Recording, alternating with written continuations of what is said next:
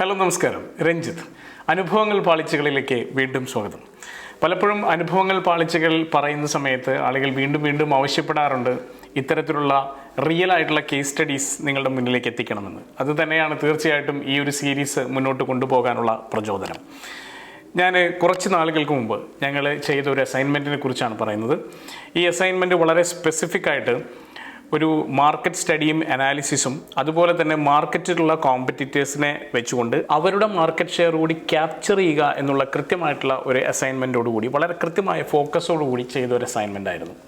ഒരു 4-5 സ്റ്റെപ്പുകളാണ് ആക്ച്വലി നമ്മൾ ഈ ഒരു മറ്റുള്ള കോമ്പറ്റീറ്റേഴ്സിൻ്റെ മാർക്കറ്റ് ഷെയർ കൂടി ക്യാപ്ചർ ചെയ്യാൻ പറ്റുന്ന തരത്തിലുള്ള ആക്ടിവിറ്റീസ് ഡിസൈൻ ചെയ്യാൻ വേണ്ടി നമ്മൾ ചെലവഴിച്ചത്. ഏറ്റവും ആദ്യം നമ്മൾ ചെയ്തത് റിയൽ ആയിട്ടുള്ളൊരു മാർക്കറ്റ് സ്റ്റഡി ആയിരുന്നു. ആ മാർക്കറ്റ് സ്റ്റഡിയെ ബേസ് ചെയ്തുകൊണ്ടാണ് ആക്ച്വലി നമ്മൾ ഈ പ്രോഗ്രാംസ് എല്ലാം ഡിസൈൻ ചെയ്തിട്ടുള്ളത്. പ്രൊഡക്റ്റ് എന്ന് പറയുന്നത് കോഫി ആയിരുന്നു. കോഫി ബീൻസും അതുപോലെ തന്നെ കോഫി പൗഡറും എല്ലാം അവർ ഒരു ബ്രാൻഡ് എന്നുള്ള രീതിയിൽ തന്നെ സെല്ല് ചെയ്യുന്നുണ്ടായിരുന്നു. അവർ ചെറിയ രീതിയിലായിരുന്നു മാർക്കറ്റിൽ പ്രസൻ്റ് ആയിരുന്നത്. അവരുടെ കോമ്പറ്റീറ്റേഴ്സ് എല്ലാം വളരെ സ്ട്രോങ് ആയിരുന്നു. അവർക്കുണ്ടായിരുന്ന മാർക്കറ്റ് ഷെയർ എന്ന് പറയുന്നത് 5% താഴെയാണ്. ബാക്കി അത്യാവശ്യം നല്ല മാർക്കറ്റ് ഷെയർ ഉള്ള ഈ 15ഉം 20ഉം ഒക്കെ മാർക്കറ്റ് ഷെയറുള്ള കോമ്പറ്റീറ്റേഴ്സ് അവർക്ക് ചുറ്റുപാടുമുണ്ടായിരുന്നു. ഈ 5% താഴെ എന്ന് പറയുമ്പോൾ 5% ഇല്ല, ഏകദേശം ഒരു 3% താഴേക്കാണ് അവരുടെ മാർക്കറ്റ് ഷെയർ ഉണ്ടായിരുന്നത്. അതിൽ നിന്ന് അവരുടെ മാർക്കറ്റ് ഷെയർ ഏകദേശം 9 to 10%, 9.3 എന്നുള്ള രീതിയിലൊക്കെയാണ്. കൃത്യമായിട്ട് അറിയുക എന്നുള്ളത് വളരെ ബുദ്ധിമുട്ടാണ്. എങ്കിൽ പോലും ആ ഒരു മാർക്കറ്റ് ഷെയറിലേക്ക് എത്തിച്ച ഒരു കഥയാണ് എനിക്ക് പറയാനുള്ളത്. ഏകദേശം ഒരു 1.5-2 വർഷം സമയം കൊണ്ടാണ് ഈ പ്രോസസ്സ് വർക്കൗട്ട് ചെയ്ത് ഈ മാർക്കറ്റ് ഷെയർ നമുക്ക് ക്യാപ്ചർ ചെയ്യാൻ സാധിച്ചത്. എങ്കിൽ പോലും ഈ മാർക്കറ്റ് ഷെയർ ഉണ്ടാക്കിയെടുത്ത കഥ അല്ലെങ്കിൽ ഈ ഒരു സംഭവം നിങ്ങൾ അറിഞ്ഞാൽ നിങ്ങൾക്കും ഉപകാരപ്രദമായിരിക്കുമെന്ന് ഞാൻ വിശ്വസിക്കുന്നു. മാർക്കറ്റിൽ ഒരുപാട് തരത്തിലുള്ള കോഫി ബീൻസും കോഫി പൗഡേഴ്സും എല്ലാം ലഭ്യമാണ്. അപ്പോൾ അവരോട് മാർക്കറ്റ് ചെയ്യാൻ അവരെപ്പോലെ തന്നെ ആയാൽ പ്രത്യേകിച്ച് പ്രയോജനമൊന്നുമില്ല. പലപ്പോഴും നിങ്ങൾ കോമ്പറ്റ് ചെയ്യുന്നത് നിങ്ങളുടെ കോമ്പറ്റീറ്റേഴ്സിൻ്റെ അതേപോലെ തന്നെയാണെങ്കിൽ, അതേ ഫീച്ചേഴ്സും അതേ പ്രത്യേകതകളും ഒക്കെ വെച്ചിട്ടാണെങ്കിൽ യാതൊരു മാറ്റവും ഉണ്ടാവില്ല. കാരണം നിങ്ങളിൽ നിന്ന് ഒരാൾക്ക് പർച്ചേസ് ചെയ്യാൻ ഒരു കാരണവും ഉണ്ടാവില്ല. അത് ചിലപ്പോൾ നിങ്ങളുടെ റിലേഷൻ മാത്രമായിരിക്കും, നിങ്ങളോടുള്ള പരിചയം മാത്രമായിരിക്കും. അപ്പം നമ്മളോടുള്ള പരിചയം മാത്രം വെച്ചുകൊണ്ട് നമ്മളിൽ നിന്ന് പർച്ചേസ് ചെയ്യുക എന്ന് പറയുമ്പോൾ നമ്മുടെ മാർക്കറ്റ് വളരെ ചെറുതാകും എന്നുള്ള കാര്യത്തിൽ സംശയം വേണ്ട. അപ്പം നമുക്ക് വേണ്ടത് എന്താ? നമുക്കവിടെ നമ്മളുടെ പ്രൊഡക്റ്റിന് ഒരു കൃത്യമായ യുണീക്ക് സെല്ലിംഗ് പ്രപ്പോസിഷൻ ആവശ്യമാണ്. യുണീക്ക് ബൈയിങ് പ്രപ്പോസിഷൻ എന്ന് വേണമെങ്കിൽ പറയാം. നമ്മുടെ ഒരു യുണീക്ക്നെസ്, നമ്മളുടേത് മാത്രമായിട്ടുള്ള ഒരു സിഗ്നേച്ചർ, അവിടെയാണ് നമ്മൾ ഏറ്റവും ആദ്യം വർക്ക് ചെയ്തത്. ഈ ഏറ്റവും ആദ്യം നമ്മൾ നന്നായി ഒന്ന് റിസർച്ച് ചെയ്തു. കോഫി മാർക്കറ്റ് എങ്ങനെയാണ് വർക്ക് ചെയ്യുന്നത് എന്ന് റിസർച്ച് ചെയ്തു. അതിനകത്തുള്ള ഡിഫറെൻ്റ് ആയിട്ടുള്ള വെറൈറ്റീസിനെ കുറിച്ച് കൃത്യമായി റിസർച്ച് ചെയ്തു. അപ്പോൾ മനസ്സിലായി ഏറ്റവും കൂടുതൽ പോയിക്കൊണ്ടിരിക്കുന്നത് സർട്ടൻ വെറൈറ്റീസാണ്, മാർക്കറ്റിലും അവൈലബിൾ ആയിട്ടുള്ളത് അത് തന്നെയാണ്. അപ്പോൾ നമ്മൾ നോക്കി അത് തന്നെയാണോ കസ്റ്റമർ പ്രിഫറൻസ്. വളരെ ഇൻട്രസ്റ്റിംഗ് ആയിട്ടുള്ള ഒരു ഫൈൻഡിങ്ങിലേക്ക് നമ്മളെത്തി. കസ്റ്റമർ പ്രിഫറൻസ് അതാവാനുള്ള കാരണം കസ്റ്റമറെ ഇത്രയും കാലങ്ങളായിട്ട് കോഫി ബ്രാൻഡുകൾ പരിചയപ്പെടുത്തിയിട്ടുള്ള വെറൈറ്റീസും ടേസ്റ്റുകളും അതാണ് എന്നുള്ളത് മാത്രമാണ്. അല്ലാതെ അത് തന്നെയാണ് കസ്റ്റമർ പ്രിഫർ ചെയ്യുന്നത് എന്നും ഒരർത്ഥവുമില്ല.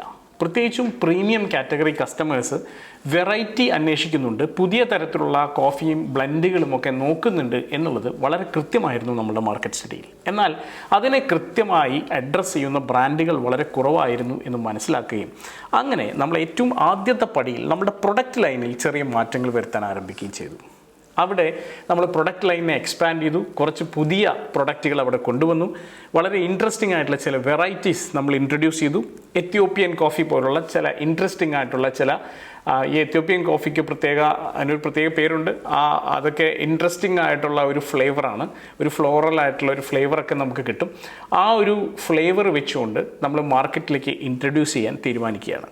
അപ്പോൾ ചുരുക്കി പറഞ്ഞാൽ മറ്റുള്ള നമ്മളുടെ കോമ്പറ്റീറ്റർ ബ്രാൻഡുകൾക്കൊന്നുമില്ലാത്ത ചില വ്യത്യസ്തതകൾ, ചില പ്രത്യേകതകൾ നമുക്ക് ഉണ്ടാക്കിയെടുക്കുന്നു എന്ന് സാരം. അപ്പം നിങ്ങൾ ചെയ്യുന്നത് ഏതു ബിസിനസ്സും ആയിക്കൊള്ളട്ടെ, നിങ്ങളുടെ ബിസിനസ്സിനകത്ത് നിങ്ങളുടെ കോമ്പറ്റീറ്റേഴ്സ് ഒന്നും ചെയ്യാത്ത എന്തെങ്കിലും പ്രത്യേകത, അത് കസ്റ്റമറിന് വാല്യൂ കൊടുക്കുന്ന ഒരു പ്രത്യേകത കൂടിയാവണം. അല്ലാതെ വെറുതെ ഒരു പ്രത്യേകതയ്ക്ക് വേണ്ടി എന്തെങ്കിലും ഒരു പ്രത്യേകത ഉണ്ടാക്കിയിട്ട് കാര്യമില്ല. അപ്പോൾ അതുകൊണ്ട് കസ്റ്റമറിന് വാല്യൂ കൊടുക്കുന്ന ഒരു പ്രത്യേകത നിങ്ങൾക്ക് കൊണ്ടുവരാൻ സാധിച്ചാൽ തീർച്ചയായിട്ടും ആദ്യത്തെ സ്റ്റെപ്പ് ഉഷാറാവും. അപ്പോൾ നമ്മളത് അങ്ങനെ അങ്ങ് ഡിസൈൻ ചെയ്തു. പ്രൊഡക്റ്റ് ലൈനെ കംപ്ലീറ്റ്ലി ഒന്ന് മാറ്റി. പ്രൊഡക്റ്റ് ലൈനിനെ മാറ്റിയതിൻ്റെ ഒപ്പം തന്നെ ഞങ്ങൾ ബ്രാൻഡിങ്ങിലും ഒരു പിടി അങ്ങ് പിടിച്ചു.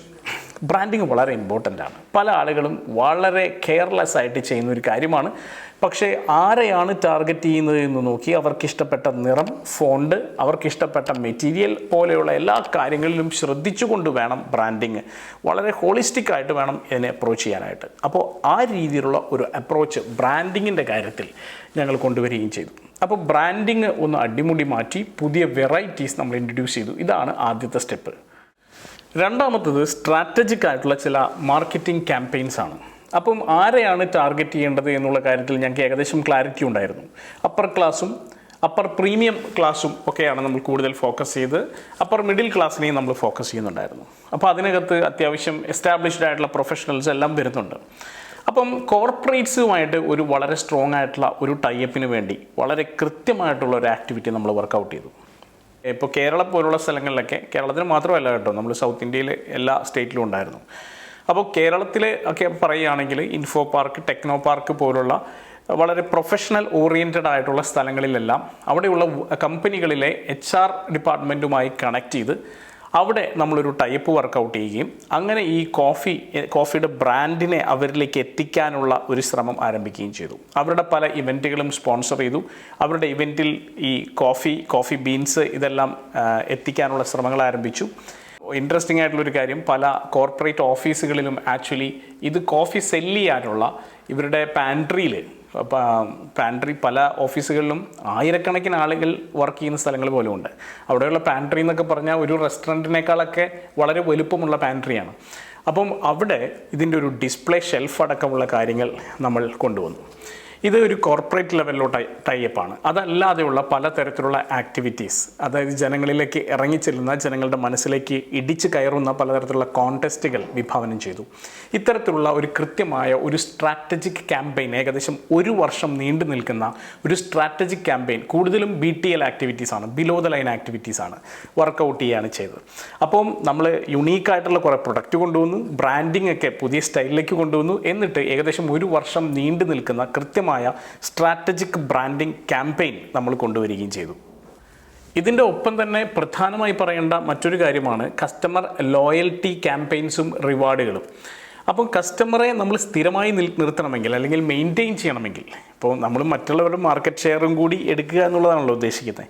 അപ്പോൾ ഓട്ടോമാറ്റിക്കലി ഒരു തവണ വന്ന് നമ്മളുടെ ഒരു കോഫി രുചിച്ച് പോയിട്ട് കാര്യമില്ല, അതൊരു ശീലമാക്കി മാറ്റണം.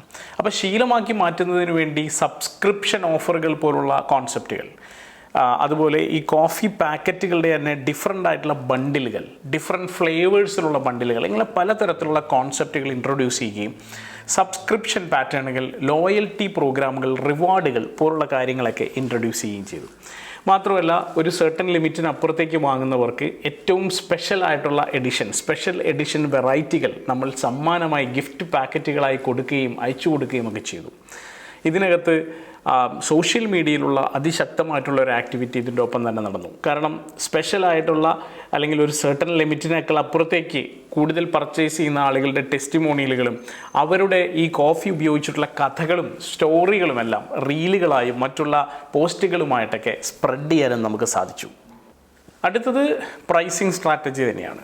തീർച്ചയായിട്ടും ഇതൊരു ബണ്ടിൽ പ്രൈസിങ്ങിലേക്കും സബ്സ്ക്രിപ്ഷൻ ലെവൽ പ്രൈസിങ്ങിലേക്കും ഒക്കെ വന്നപ്പോൾ ഇവരുമായി കോമ്പീറ്റ് ചെയ്തിരുന്ന ആ ഒരു പ്രീമിയം കാറ്റഗറിയിലുള്ള ആളുകൾ അധികം ശ്രദ്ധിക്കാതിരുന്നത് പോലെ ഉള്ള ഒരു പ്രൈസിങ് നമുക്ക് കൊടുക്കാൻ സാധിച്ചു. അതായത് പ്രീമിയത്തിൽ തന്നെ ഒരു അഫോർഡബിലിറ്റി നമുക്ക് കൊണ്ടുവരാൻ സാധിച്ചു.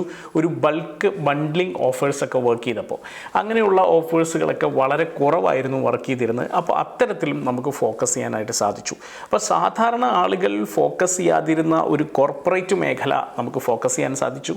അതിൻ്റെ ഒപ്പം തന്നെ എഡ്യൂക്കേഷൻ സെക്ടറിലുള്ള പ്രീമിയം ആയിട്ടുള്ള കോളേജസ് അടക്കമുള്ള സ്ഥലങ്ങൾ, പ്രീമിയം ആയിട്ടുള്ള ഹോസ്പിറ്റൽസ് പോലുള്ള സ്ഥലങ്ങളിൽ എല്ലാം നമ്മൾ ഫോക്കസ് ചെയ്ത് വളരെ ശക്തമായ ഒരു BTL ക്യാമ്പയിനിലൂടെ ഏകദേശം 1.5-2 വർഷം കൊണ്ട് ഏകദേശം 2% താഴെ ഉണ്ടായിരുന്ന ചെറിയ ഒരു മാർക്കറ്റ് ഷെയർ എന്നുള്ളത് ഏകദേശം 10% മാർക്കറ്റ് ഷെയറിലേക്ക് എത്തിക്കാൻ നമുക്ക് സാധിച്ചു എന്നുള്ളതാണ്.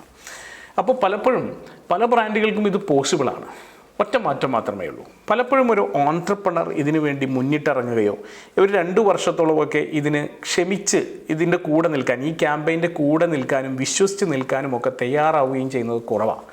അപ്പോൾ അതിന് തയ്യാറായി ചിലപ്പോൾ ഇനീഷ്യലി നന്നായി ഒന്ന് ബ്ലീഡ് ചെയ്യേണ്ടി വരും. അതായത് ഒരുപാട് പൈസ ചിലപ്പം ഇൻവെസ്റ്റ് ചെയ്യേണ്ടി വരും. അതൊരു ഇൻവെസ്റ്റ്മെൻ്റ് ആണ്, ഒരു ബ്രാൻഡ് ബിൽഡ് ചെയ്യാനുള്ള ഇൻവെസ്റ്റ്മെൻ്റ് ആണ് എന്നുള്ളത് കൂടി നമ്മൾ മനസ്സിലാക്കണം. അങ്ങനെയാണെങ്കിലാണ് പലപ്പോഴും ഒരു ബ്രാൻഡ് ബിൽഡിംഗ് സാധ്യമാകുന്നത്. അപ്പം നിങ്ങളുടെ ബ്രാൻഡ്, ഇപ്പോഴുള്ള ബ്രാൻഡ് നിങ്ങളുടെ മാർക്കറ്റിൽ എവിടെയുമാകട്ടെ നിൽക്കുന്നത്, തീർച്ചയായിട്ടും നിങ്ങളുടെ മാർക്കറ്റ് ഷെയർ ഇൻക്രീസ് ചെയ്യാനുള്ള സാധ്യതകളുണ്ട് എന്നുള്ളത് മനസ്സിലാക്കുക. പക്ഷേ കൃത്യമായിട്ടുള്ളൊരു പ്ലാനിങ്ങിലൂടെ മാത്രമേ അത് സാധ്യമാകൂ. മിനിമം ഒരു 1-1.5 വർഷമെങ്കിലും ഇല്ലാതെ ഒരു ബ്രാൻഡിന് പതിയെങ്കിലും മാർക്കറ്റിൽ നല്ലൊരു വിസിബിലിറ്റിയും ഒരു റെപ്യൂട്ടേഷനും ഉണ്ടാക്കിയെടുക്കാൻ സാധിക്കില്ല. വേറെ ഒരു കാര്യം കൂടി ഞാൻ തറപ്പിച്ച് പറയട്ടെ. നിങ്ങൾ ബ്രാൻഡുകൾ ക്രിയേറ്റ് ചെയ്യുമ്പോൾ ഉണ്ടാക്കേണ്ടത് ഷോർട്ട് ടേമിലേക്കല്ല, ലോങ് ടേമിലേക്കാണ്. ഒരുപാട് കാലം നിലനിൽക്കുന്ന ബ്രാൻഡുകൾ. നിങ്ങളുടെ ബ്രാൻഡിനെ ഒരാൾക്ക് വിലയിടാൻ സാധിക്കണം. അതായത് വില പറഞ്ഞ് മേടിക്കാൻ പറ്റുന്ന തരത്തിലേക്ക്, നിങ്ങൾക്ക് എക്സിറ്റ് ചെയ്യാൻ പോലും പറ്റുന്ന തരത്തിലേക്ക് വേണം ബ്രാൻഡുകൾ ബിൽഡ് ചെയ്യാൻ. വലിയ സാധ്യതയാണ് ബ്രാൻഡ് വാല്യുവേഷനൊക്കെ നിങ്ങൾക്ക് തരുന്നത്. ഞങ്ങളുടെ ബിഗ് ബില്യൺ ഡെസ്റ്റിനി എന്ന് പറയുന്ന പ്രോഗ്രാമിൽ ആക്ച്വലി ബ്രാൻഡുകളെ ബിൽഡ് ചെയ്യുന്ന ഒരു പ്രോഗ്രാമാണ്. താല്പര്യമുള്ള ആളുകൾക്ക്, ബിഗ് ബില്യൺ ഡെസ്റ്റിനിയിൽ താല്പര്യമുള്ള ആളുകൾക്ക് തീർച്ചയായിട്ടും ഞങ്ങളുടെ ഈ നമ്പറിൽ കണക്ട് ചെയ്യാം. തീർച്ചയായിട്ടും ഈ ഒരു സംഭവം അല്ലെങ്കിൽ ഈ ഒരു റിയൽ ആയിട്ടുള്ള ഒരു എക്സ്പീരിയൻസ് നിങ്ങൾക്ക് എനർജൈസ് ചെയ്തിട്ടുണ്ടാവും എന്ന് ഞാൻ വിചാരിക്കുന്നു. നിങ്ങളുടെ ഒരു ബ്രാൻഡ് അത് മാർക്കറ്റിൽ ഇപ്പോൾ സ്ട്രോങ് അല്ലായിരിക്കാം, പക്ഷേ ഞാൻ ഉറപ്പിച്ചു പറയുന്നു, കൃത്യമായിട്ടുള്ളൊരു പ്ലാനിംഗ് ഉണ്ടെങ്കിൽ മാർക്കറ്റിനെ കീഴടക്കാവുന്നതേ ഉള്ളൂ. All the best.